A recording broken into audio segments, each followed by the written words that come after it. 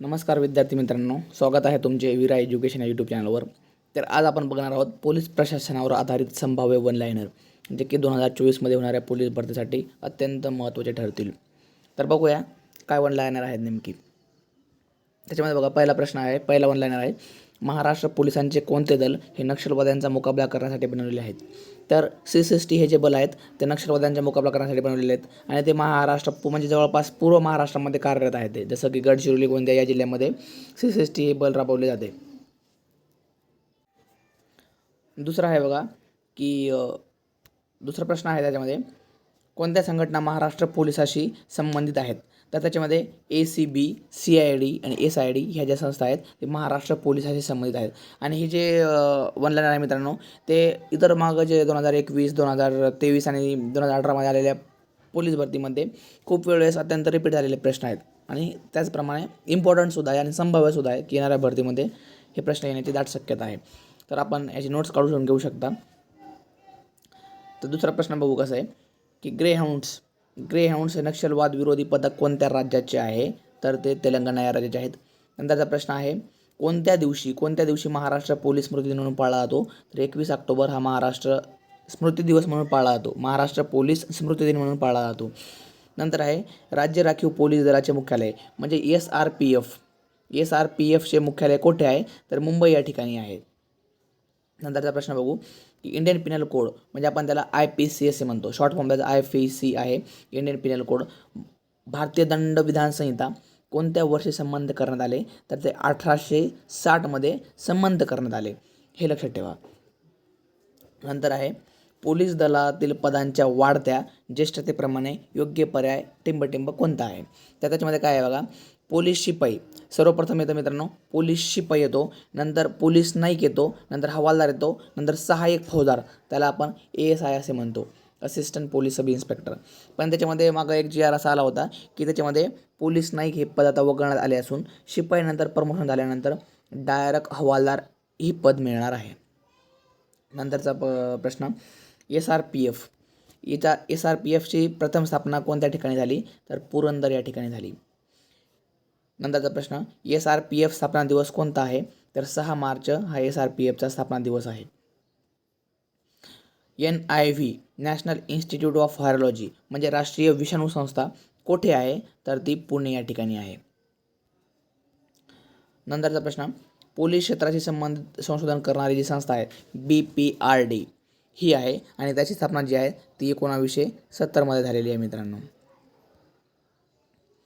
नंतरचा प्रश्न आहे की राज्य राखीव पोलीस दल म्हणजे SRPF या दलाची स्थापना कोणत्या वर्षी झाली. तर 6 मार्च 1948 रोजी पुरंदर या ठिकाणी झाली मित्रांनो. हा प्रश्न लक्षात ठेवा. SRPFची स्थापना 6 मार्च 1948 रोजी पुरंदर या ठिकाणी झाली. नंतरचा प्रश्न आहे, नॅशनल पोलीस अकॅडमी कोणत्या ठिकाणी आहेत. नॅशनल पोलीस अकॅडमी हैदराबाद या ठिकाणी आहेत. भारतात पोलीस स्मृती दिन म्हणून कोणता दिवस पाळण्यात येतो. तर 21 ऑक्टोबर हा भारतात पोलीस स्मृती दिन म्हणून पाळण्यात येतो. नंतरचा प्रश्न आहे, हा वाहन चालकासाठी पोलीस भरतीमध्ये येणाऱ्या वाहन चालकासाठी अत्यंत महत्त्वाचा प्रश्न आहे, रिपीट झालेला प्रश्न आहे, तसेच संभाव्यसुद्धा प्रश्न आहे. मोटार वाहन अधिनियम 1988चा विस्तार किती आहे. तर तो संपूर्ण भारतभर आहे. हा पण ड्रायव्हर वाहन चालकाचा प्रश्न आहे की PUCचा फुल फॉर्म काय आहे. पोल्युशन अंडर कंट्रोल हा PUCचा फुल फॉर्म आहे. नंतर प्रश्न बघू, राष्ट्रीय रस्ता सुरक्षा सप्ताह कोणत्या महिन्यात साजरा केला जातो. तर तो जानेवारीमध्ये साजरा केला जातो. नंतर आहे, ट्रान्सपोर्ट लायसन्ससाठी किमान वयमर्यादा किती असायला हवी. तर ट्रान्सपोर्ट लायसन्ससाठी 20 वर्ष कमीत कमी वयमर्यादा असायला पाहिजे. नंतर आहे, क्लच प्लेट अर्धवट दाबून वाहन चालवणे याला काय म्हणतात. तर त्याला क्लच रायडिंग असं म्हणतात. नंतरचा प्रश्न, भारतामध्ये राष्ट्रीय मानवी हक्क आयोगाची स्थापना कोणत्या वर्षी झाली. तर 1993मध्ये झाली. नंतरचा प्रश्न आहे की दहशतवाद विरोधी दिन कधी असतो. तर 21 मे या दिवशी दहशतवाद विरोधी दिवस म्हणून साजरा केला जातो भारतामध्ये. नंतरचा वाहन चालकाविषयी महत्त्वाचा प्रश्न, प्रदूषण नियंत्रण प्रमाणपत्राची वैधता किती असते. तर ती 6 महिने असते मित्रांनो, हे लक्षात घ्या. नंतरचा प्रश्न आहे, हा सुद्धा वाहन चालकाचा प्रश्न आहे, परिवहन वाहन चालवणाऱ्याचे लायसन्स प्राप्त करण्यासाठी किमान वय काय असायला हवे? तर 20 वर्ष असायला हवे. परिवहन म्हणजेच ट्रान्सपोर्टचं वाहन चालवण्यासाठी 20 वर्ष असायला हवे. नंतरचा प्रश्न आहे की आर टी ओ याचा अर्थ काय आहे? तर रिजनल ट्रान्सपोर्ट ऑफिस असा RTOचा फुल फॉर्म आहे. नक्षलवाद्यांचा प्रश्न कोणत्या जिल्ह्याशी संबंधित आहेत? तर गोंदिया आणि गडचिरोली. आपण पहिलाच प्रश्न बघितला मित्रांनो की गोंदिया आणि गडचिरोली ह्या जिल्ह्यामध्ये वाद खूप आहे. त्याच्यामुळं तो नक्षलवाद कमी करण्यासाठी महाराष्ट्राच्या पूर्व भागामध्ये म्हणजेच गोंदिया आणि गडचिरोलीमध्ये C60 ह्या नावाचं एक कमांडो पथक स्थापन केलेला आहे आणि तो गोंदिया आणि गडचिरोलीमध्ये नक्षलवादाच्या विरोधात वापरला जातो. C60 म्हणजे C60.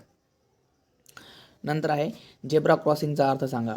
झेब्रा क्रॉसिंगचा अर्थ काय आहे? तर पदचारी सडक पार करण्यासाठी मार्ग, म्हणजेच जे पायी चालणारे लोक असतात त्यांना रस्ता पार करण्यासाठी झेब्रा क्रॉसिंग हा उपयोगात येतो.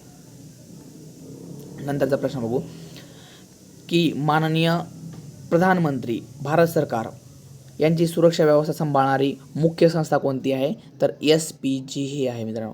बघा मित्रांनो, आपले भारताचे प्रधानमंत्री तसेच भारत सरकार यांची सुरक्षा व्यवस्था सांभाळणारी मुख्य संस्था SPG असते. आणि आपण पाहत असाल की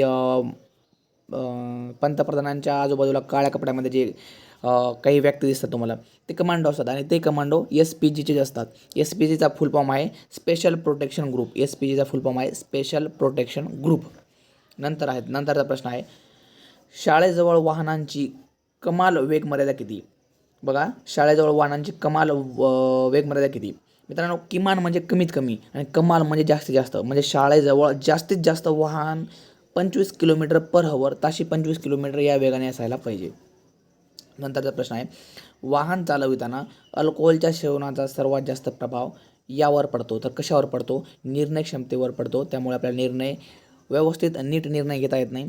त्यामुळे अल्कोहोल म्हणजे दारू पिल्यानंतर ॲक्सिडेंटची शक्यता जास्त असते. ॲक्सिडेंटचे प्रमाण जास्त वाढतं कारण की अल्कोहोलच्या सेवनाने आपल्या निर्णय क्षमतेवर प्रभाव पडतो. नंतरचा प्रश्न आहे एक्सप्रेस वेला जोडणाऱ्या आणि एक्सप्रेस वेपासून निघणाऱ्या रस्त्यास काय संबोधले जाते?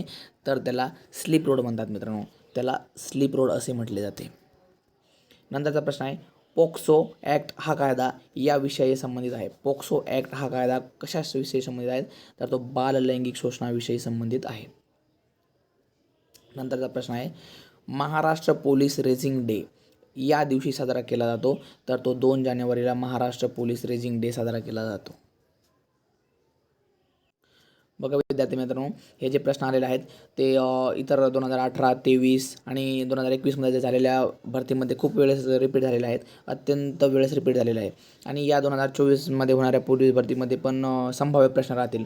म्हणून हा व्हिडिओ आपल्या जास्तीत जास्त मित्रांना शेअर करा आणि वीरा एज्युकेशन या यूट्यूब चॅनलला सबस्क्राईब करा. असेच व्हिडिओ आपल्या जवळ येण्यासाठी तसेच बेल आयकन यावर सुद्धा क्लिक करून बेल आयकन क्लिक करा.